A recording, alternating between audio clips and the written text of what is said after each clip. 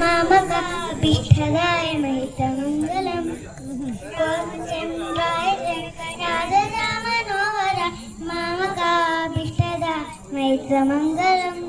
कौशलेशाय मन्दहासदानपूषणाय वासवादिविरुतसत्वराय मङ्गलम्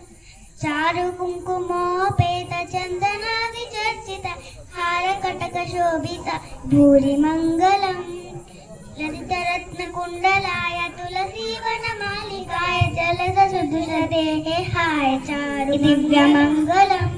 देवकी सुपुत्राय देवदेवोत्तमाय भावजा गुरुवराय दिव्यमङ्गलम्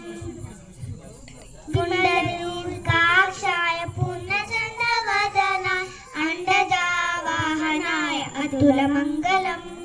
विमलरूपाय विविधवेदान्तवेदाय सुमुखचित्तकारिताय सुब्रह्मण्यमङ्गलम्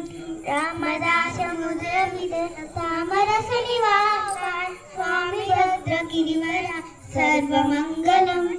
स्वामी भद्रगिरिवराय